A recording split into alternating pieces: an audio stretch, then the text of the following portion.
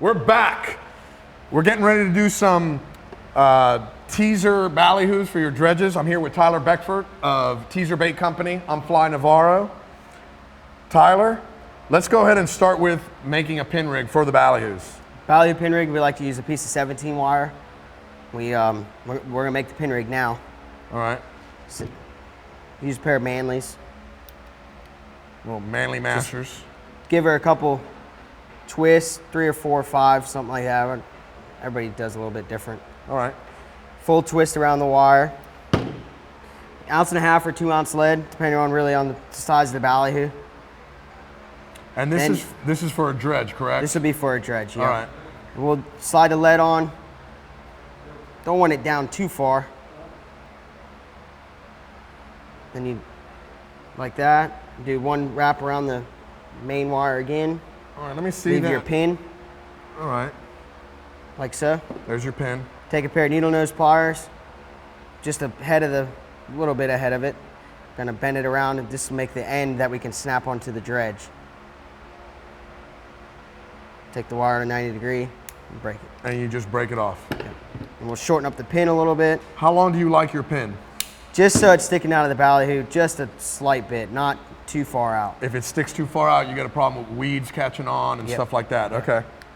So then we take the pin rig we just made, slide it in the gill, run it up right through the mouth of the ballyhoo. First we're gonna cut the bill pretty short. And what does that do? This allows the front of the pin rig to still stick out past the bill of the bait. Okay. That's that. And that's just a piece of regular... Take a piece of number 50 floss around the pin rig. All right. Take a knot. Now hold it before you tighten it up. You have it behind the pin. Yes, sir. To hold the bait into place. Yep. Okay. And that's just a regular overhand knot there and you come tight. Yep. Come tight, pretty tight, fairly snug. Take one end, go through the eyes. Take the other end and go through the opposite way. So you're forming an X inside the eyes. An X inside the eyes, and then just come right behind the back side of the pin rig. Do another overhand knot. Pull that tight. So that's why you pull the eyes out. I thought is you didn't want the bait to get nervous when something came up to it, but there's actually a reason behind it. Everybody always told me it was because you didn't want the bait fish to get nervous, pop the eyes out, they can't see when they're getting eaten. That's that. That's it. Can we do one more?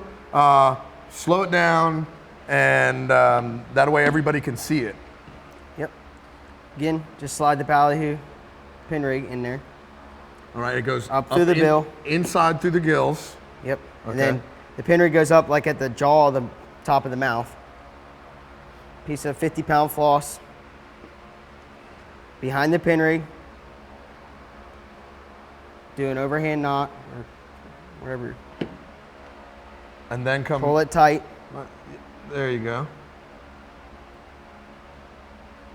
Take one end of the floss through the eyes.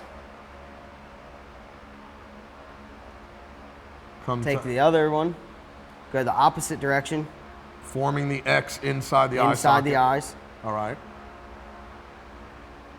And then behind the pin rig, do another overhand knot. Pull that one tight too.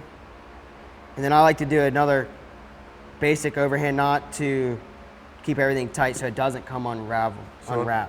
And then just cut it off. So here we got 2 ballyhoos ready for the dredge. How many do you normally fit on a dredge? Some people you could do 12, or you could do 3 or 4 dredges in a row and have 48 to 70. All right. Well, again, Tyler from Teaser Bait Company, thank you so much. Thanks for joining us here in the Fly Zone.